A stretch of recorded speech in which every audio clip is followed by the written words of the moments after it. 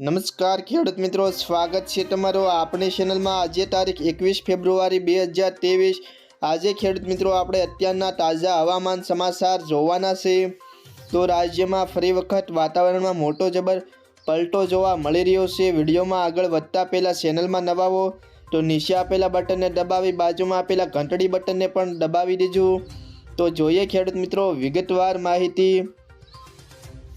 તો વહેલી સવારથી રાજ્યમાં વાદળછાયું વાતાવરણ જોવા મળી રહ્યું હતું અને કેટલાક વિસ્તારોમાં વાદળો બંધાય અને છૂટો છાંટો વરસાદ પડે તેવી શક્યતા રહેલી હતી, પરંતુ રાજ્યના સૌરાષ્ટ્ર, દક્ષિણ ગુજરાત અને મધ્ય ગુજરાત તેમજ તળ ગુજરાતના કોઈ પણ વિસ્તારોમાં છૂટો છાંટો વરસાદ પડ્યો ન હતો, પરંતુ હજુ આગામી દિવસોમાં કોઈ વિસ્તારોમાં હજુ પણ વાદળછાયું વાતાવરણ જોવા મળવાની સંભાવના રહેલી છે।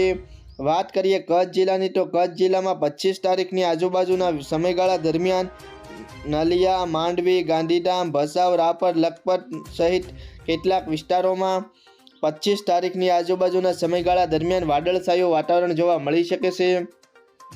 વાત કરીએ સૌરાષ્ટ્રની, તો સૌરાષ્ટ્રમાં પણ જૂનાગઢ, જામનગર, દ્વારકા, ભાવનગર, અમરેલી, ગોંડલ, જસદણ, રાજકોટ, બોટાદ સહિત સૌરાષ્ટ્રના મોટાભાગના વિસ્તારોમાં પણ આવનારી 24 થી 25 તારીખના સમયગાળા દરમિયાન વાદળછાયું વાતાવરણ જોવા મળવાની શક્યતા રહેલી છે।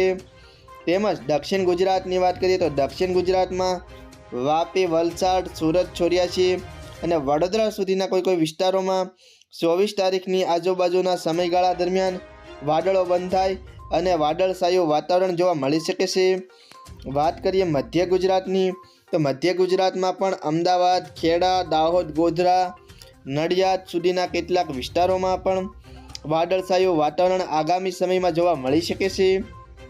તદુપરાંત ઉત્તર ગુજરાતની વાત કરીએ તો મહેસાણા, રાધનપુર, પાલનપુર, હિંમતનગર, સાબરકાંઠા, બનાસકાંઠા, અરવલ્લી અને મોડાસા સુધીના કેટલાક ઉત્તર ગુજરાતના વિસ્તારોમાં પણ આવનારી 25-26 તારીખના સમયગાળા દરમિયાન વાતાવરણમાં થોડો ઘણો ફેરફાર થાય અને વાદળછાયું વાતાવરણ જોવા મળી શકે છે।